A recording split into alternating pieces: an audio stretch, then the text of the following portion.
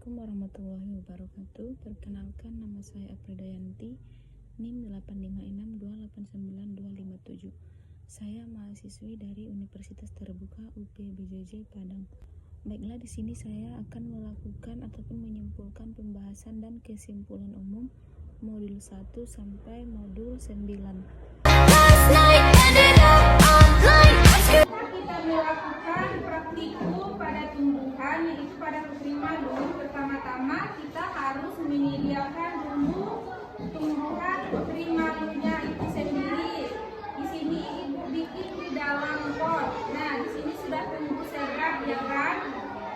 Sudah tumbuh besar ya. Nah, selanjutnya kita gunakan alatnya yaitu penggaris, di mana nanti penggaris ini gunanya untuk melakukan percobaan pada daun putri malu. Jadi setelah kita melakukan praktikum, dapat disimpulkan bahwasanya yang pertama, dengan gerakan yang telat maka akan menghasilkan sebagian daunnya saja atau dari ujung daunnya saja yang mengalami perubahan atau mengatur.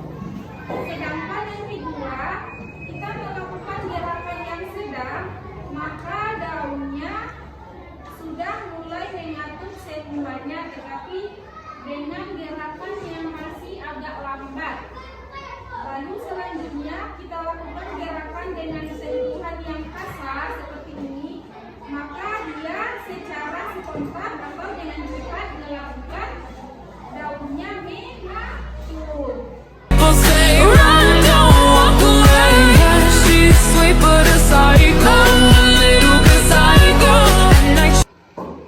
Lakukan di rumah. Seterusnya kita masukkan ini ke dalam cupnya.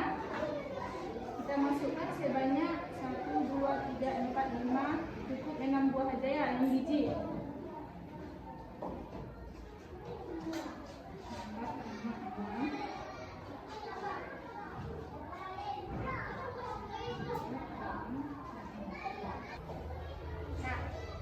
Sebaiknya kita bikin dulu di sini label. Apa itu label? Label atau disebut mereknya. Kita di sini kita bikin tandanya. Di mana yang hari pertama, hari kedua. Ini yang hari pertama. Nah, di sini terlihat belum ada nampaknya terkecambaan atau tertinggalan. Nampakkan kayak suci. Terusnya ini hari kedua. Kalau hari kedua sudah ada, itu sudah ada nampak putih itu kecambahannya. Jadi sama, dia belum ada melakukan pertumbuhan dan perkembangan. Tetapi kalau di hari kedua, dia sudah mulai muncul ada kecambahnya berwarna putih di sini. Jadi di sini kita sama-sama dapat melihatnya bahwasanya ini dibikin di ruang yang gelap atau di ruang tertutup, sementara ini di ruangan yang terbuka. Dapat sama-sama kita lihat kan perbedaannya. Kalau di tempat yang gelap dia tumbuh, tetapi daunnya warnanya warna kuning. Dia tidak tumbuh secara sempurna. Terlihat bahwasanya di sini dia mengalami seperti layu kan, bijinya tidak bagus lagi, itu ada yang busuk. Sedangkan kalau di ruangan yang terbuka, pertumbuhannya lebih sempurna. Daunnya juga berwarna hijau, batangnya juga tumbuh dengan sempurna. Nah, dapat disimpulkan dari pengamatan kita mulai dari hari pertama sampai hari ke-6 bahwasanya pertumbuhan kacang hijau ini menumbuhkan cahaya. Ini contohnya, ini misalnya kan dia dibikin di ruang yang terbuka, maka pertumbuhannya sempurna, batangnya tegak lurus, warna daunnya juga warna hijau seperti pada umumnya kacang hijau. Sementara ini yang di ruang tertutup dia lebih pucat, warnanya warna kuning. Jadi pertumbuhan kacang hijau di sini sangat dipengaruhi oleh adanya intensitas cahaya Ya, lakukan sebanyak 100%. Seterusnya kita tambahkan lagi air sebanyak 1000 ml. Kita isi lagi.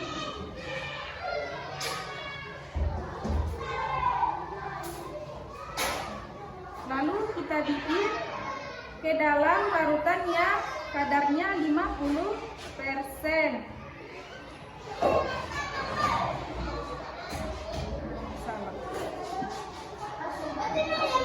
Salah ini.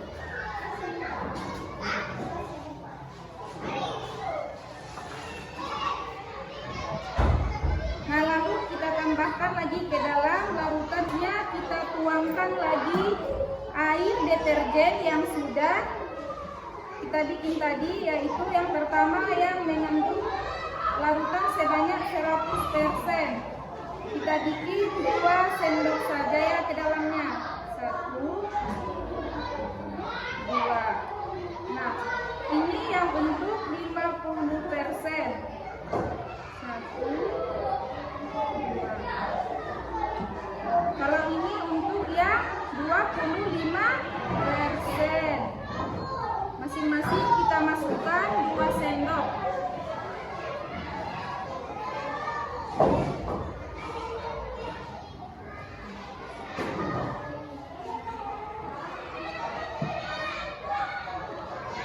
Ini yang sebanyak 3,1%.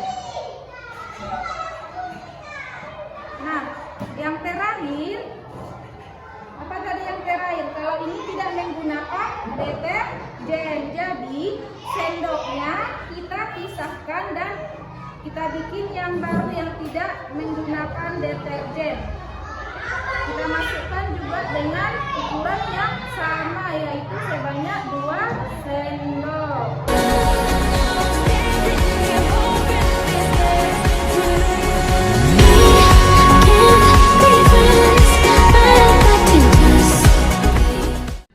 Nah, selanjutnya di sini saya akan melakukan percobaan gelombang menggunakan kabel listrik, yaitu dengan gelombang transversal. Nah, di sini terlihat bahwa gelombang terjadi menyerupai bukit dan lembah. Selanjutnya kita akan melakukan percobaan gelombang menggunakan karet.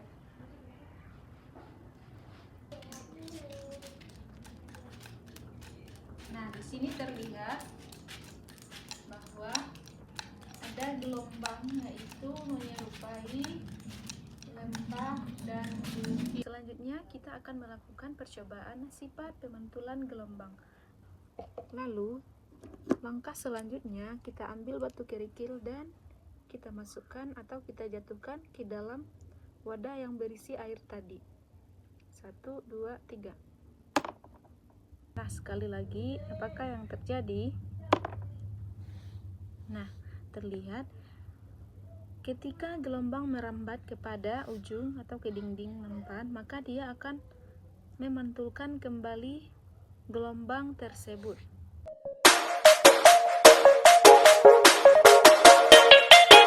Menggunakan rambut yang tebal,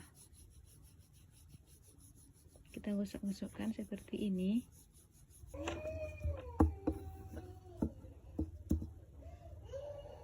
Kita gesek-gesekkan lagi pada rambut yang cukup tebal seperti ini ke kertas.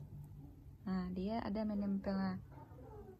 Ini merupakan bahwa terjadi gaya listrik statis akibat dari gesekan rambut pada sisir.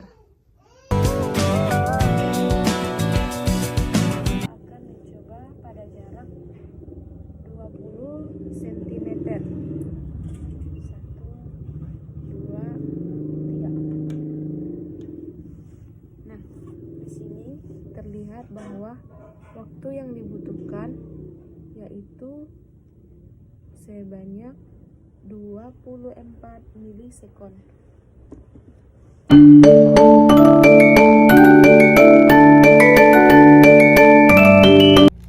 Tepung, kentang, dan ubi singkong. Selanjutnya, bahan makanan yang mengandung protein. Yang pertama, ada tahu, ada telur, ada susu, dan ada kuning telur. Saya akan melakukan praktikum IPA dengan judul pengelompokan sayuran. Seterusnya, ada kangkung, ada daun pepaya, lalu ada daun kelor. Selanjutnya, sayuran buah, yaitu ada buah tomat, ada cabai, dan ada terong. Satu lagi yaitu ada labu. Uji karbohidrat pada bahan makanan. Selanjutnya pada tahu. Nah, kita aduk lagi. Pada tahu terlihat bahwasannya tidak mengalami perubahan warna menjadi keunguan ataupun kebiru-biruan, tetapi dia mengalami perubahan warna berdasarkan warna betadin. Disimpulkan bahwasannya makanan yang mengandung karbohidrat yaitu mulai dari nasi. Seterusnya yang mengandung karbohidrat ada tepung terigu. Seterusnya ada biskuit, kentang. Sementara itu, tahu, margarin, gula pasir, telur, apel, dan pisang tidak mengalami perubahan warna keungu-unguan atau kebiruan. Uji lemak. Sudah, kita tunggu beberapa saat dulu. Sembari menunggunya, kita akan melakukan praktek yang lain, yaitu pada susu. Dapat disimpulkan bahwasannya minyak, seterusnya margarin, kemiri, tepung terigu, bawang putih dan bawang merah mengandung lemak, sementara bahan lainnya seperti air, wortel, singkong, seledri tidak mengandung lemak.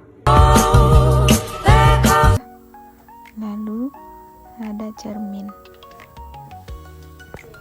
Nah, langkah yang pertama di sini saya akan mencoba melakukan praktikum menggunakan senter, celah bayangan, dan tanpa menggunakan cermin.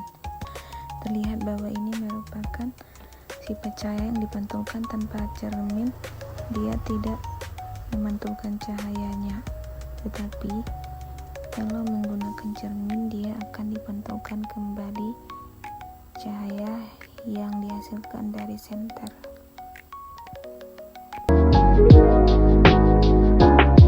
Cembung. Di sini terlihat kita beri jarak, ada percobaannya. Nah, seterusnya di sini kita lihat pada cermin cekung. Kita amati bagaimana bayangan yang dihasilkan. Nah, semakin kita dekatkan ke lilin atau ke api, maka bayangan semakin besar, tetapi semakin kita jauhkan, maka bayangan yang dihasilkan menjadi lebih samar apabila dia lebih didekatkan pada lilin. Dia sangat jelas terlihat bayangannya pada kertas.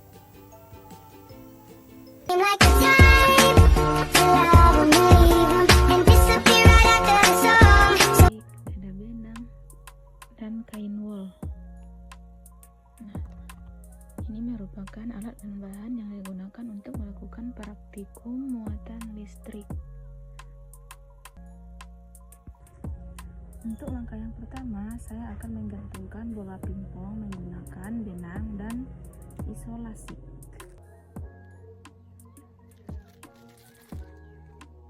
Untuk percobaan yang kedua, saya akan menggunakan sisir dan potongan-potongan kertas.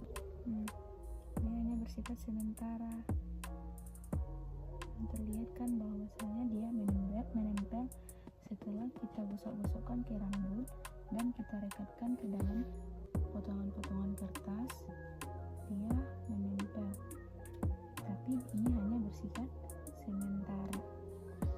terlebih dahulu kepada kedua bola menggunakan kain wol. Nah, seperti ini kita gosok-gosok terlebih dahulu agar dapat kita amati apakah perubahan yang terjadi, apakah dia akan tarik menarik atau tolak menolak. Nah, di sini terlihat bahwa bola tersebut tolak menolak. Ini merupakan akibat dari muatan yang sama. Nah, selanjutnya di sini saya akan melakukan percobaan bola pingpong menggunakan plastik. Nah, lalu kita akan amati. Nah, di sini terlihat bahwa bola tolak menolak. Sebagai wadah atau tempat untuk menutup lilin, ada dua.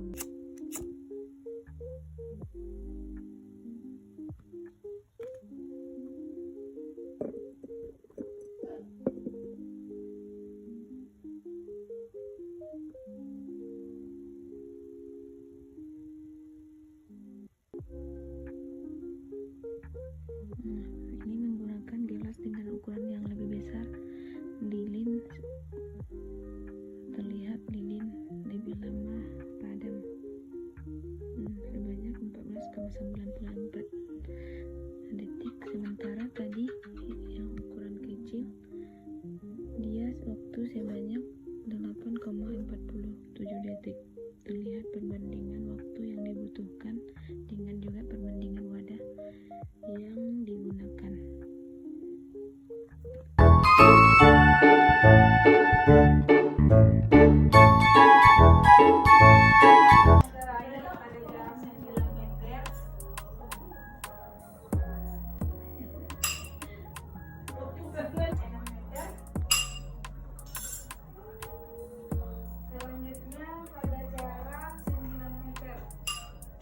Telinga berfungsi meneruskan gelombang.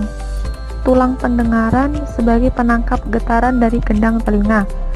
Saluran Eustachius berfungsi sebagai pemasukan udara ke telinga tengah dan menjadikan tekanan udara di gendang telinga.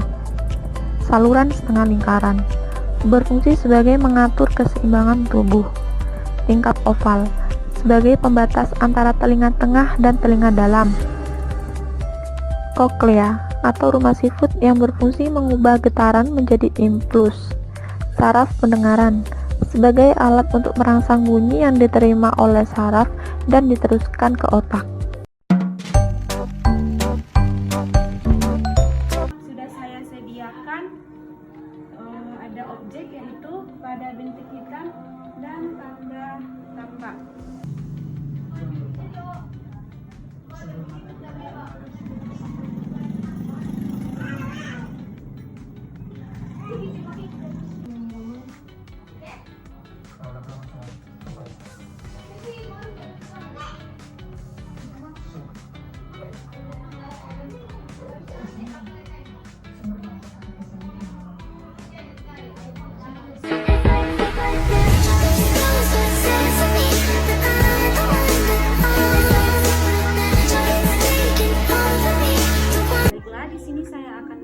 Praktikum IPA di SD dengan tema kemagnetan. Kemana arah magnet, maka lempengan-lempengan besi akan mengikuti arah magnet tersebut.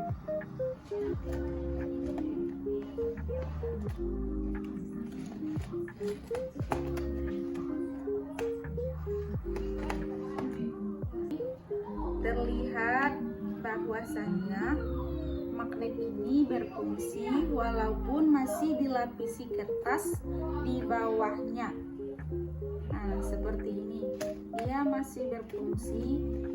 Besi tersebut mengikuti arah kemana magnet tersebut pergi.